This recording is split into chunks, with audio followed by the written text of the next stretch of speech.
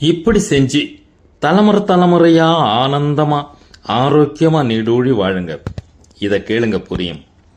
Rockefeller உலகத்திலேயே பெரிய பணக்காரர்னு நம்ம எல்லாருக்குமே தெரியும். அவர் ஒரு அமெரிக்கர். நோய்வாய்ப்பட்டு படுத்த படுக்கையாயிட்டார். நாளாக நாளாக உடல்நிலை ரொம்ப மோசம் அடைஞ்சிட்டே வந்துச்சு. அவர் வைத்தியத்துக்காக எவ்வளவு வேணாலும் செலவு செய்ய தயாரா இருந்தார். அவரால் முடியாதா என்ன? ஆனா எதுவும் பலிக்கல. என்னென்னவோ முயற்சி பண்ணி பார்த்துட்டாங்க, அவரை குணப்படுத்த முடியல. அந்த நேரத்தில் சைக்காலஜிஸ்ட் சிலர் வந்து பார்த்தாங்க. அவங்க ஒரு ஆலோசனை சொன்னாங்க.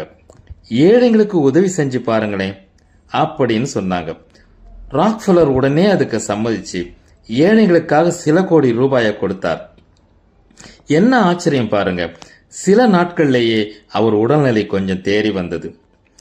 அதனால தன்னெழுச்சி பெற்று ஊக்கமடைஞ்சி இன்னும் சில கோடி டாலர்களை கொடுத்தார். உடல்நலம் முன்னேறி பழைய ஆரோக்கியம் அவருக்கு வந்துடுச்சு. அதனால உந்தப்பட்டு தான் அவர் ராக்ஃபெல்லர் ஃபவுண்டேஷன் ட்ரஸ்ட் தொடங்கி நூற்றுக்கணக்கான கோடி டாலர்களை ஏழைகளின் அபிவிருத்திக்காக செலவிடும்படி செஞ்சார்.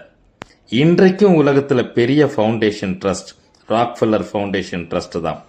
இதில் அடங்கி இருக்கிற தத்துவம் என்னன்னா, மற்றவங்களை சந்தோஷப்படுத்துற போது நமக்குள்ள இருக்கிற ஆத்மா சந்தோஷப்படுது. அதனால நம்ம ஆரோக்கியம் மேம்படுது. எவ்வளவு தாங்க. இது புரியறவங்களுக்கு புரியும். தர்மத்தினுடைய பலனை சுவைச்சு பார்த்துட்டவங்க அதை கைவிடவே மாட்டாங்க. சும்மாவா சொன்னாங்க தர்மம் தலைகாக்கும்னு? அது உங்க வம்சத்தை மட்டும் இல்லைங்க, வழி வழியா உங்களுடைய எல்லா வம்சத்தையும் காப்பாத்தும். நீங்க சந்தோஷமா நீடூழி வாழ்வீங்க.